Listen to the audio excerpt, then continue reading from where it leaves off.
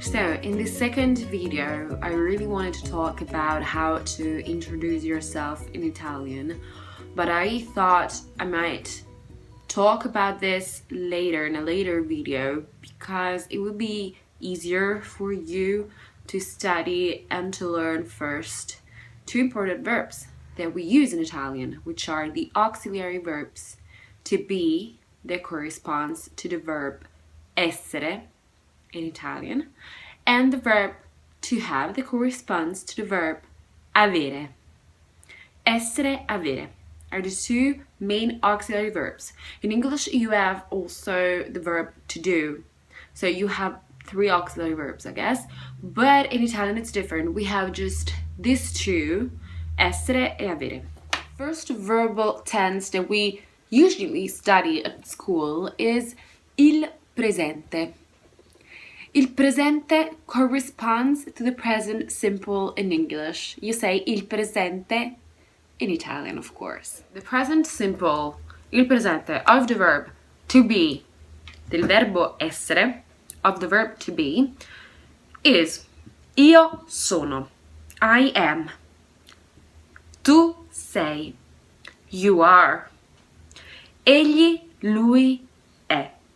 So, egli, lui corresponds to the third masculine person, okay? The difference between the two is that egli is used for a higher register, higher form of expression. For example, in articles, in literature, you can find egli. But when you talk to a friend, for example, or when you are in a group of people, we usually say lui, which belongs to the informal register.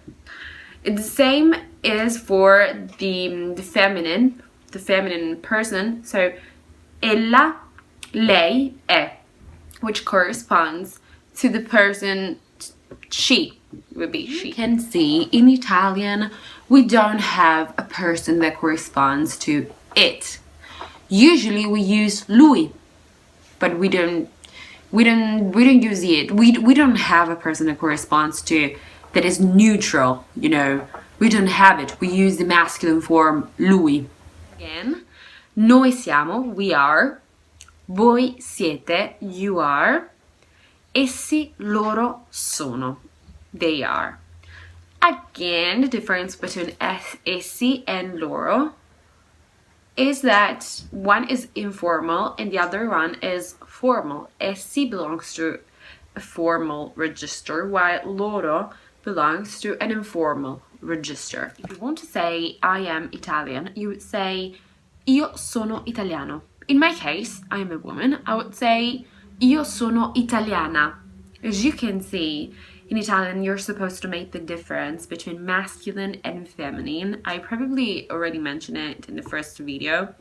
However, the feminine is usually characterized by the use of the final A at the end of words or of nouns and adjectives, while the masculine is characterized by the use of the final O. For example, Italiano then refers to a man, while Italiana refers to a woman. For example, I am American is io sono americano for a man, or io sono americana for a woman. As for the other auxiliary verb to have, the present is io ho, I have. Tu hai, you have. Egli, lui ha, he has. Ella, lei ha, she has. Noi abbiamo, we have.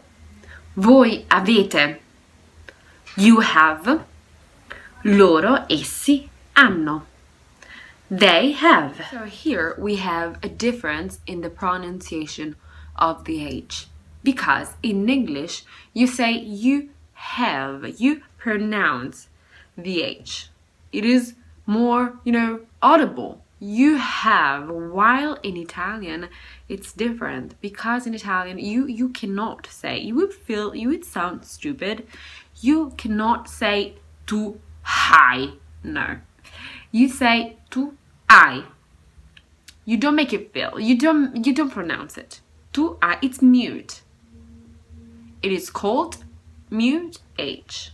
The verb to have expresses possession, indicates possession. When you possess something, you have something. So if you want to say, I have a pen, you say, io ho una penna. Okay?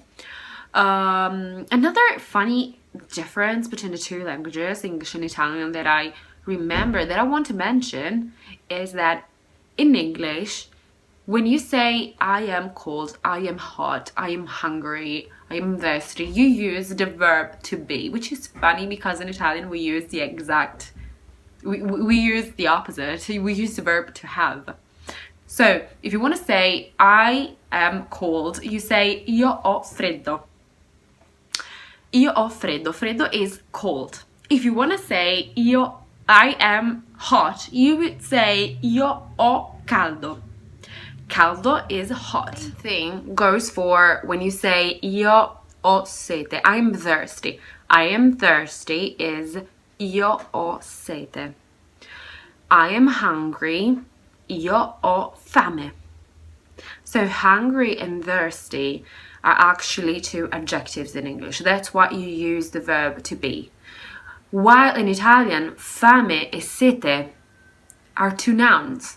So you possess, you have hunger. Okay? Io ho fame, io ho sete. The negative form in Italian is quite easy because you're just supposed to use the negation non between the subject and the verb. So if you want to say I'm not Italian, you say io non sono italiano, or italiana if you're a woman. If you want to say I'm not hungry, you would say io non ho fame. And the same goes for the rest of the personal pronouns.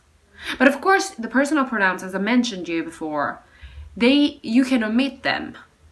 You don't necessarily express them. So you can easily say non sono italiano without expressing the first person. How to make questions in Italian. So in order to make questions in English, you're supposed to invert the subject with the verb. So you put the verb in the first place, and then you put the subject in the second place, and then the rest of the sentence, the rest of the question. But in Italian, it's easier actually. It's something that I really appreciate about Italian, because you're just supposed to change the intonation. You take the affirmative sentence, for example, tu hai fame, you are hungry. And in order to make it a question, you just change intonation. Hai fame? Are you hungry? Tu hai fame? As you can see, there is a difference. There is a little difference in the intonation. So the affirmative would be tu hai fame, you are hungry. While the question would be tu hai fame, are you hungry? That's it, guys, for this video about the auxiliary verbs. We are going to see each other in the next video, which will probably be on how to introduce yourself in Italian. So I hope it was all clear and that you enjoyed it. So thank you guys, thank you for your attention, and see you in the next video.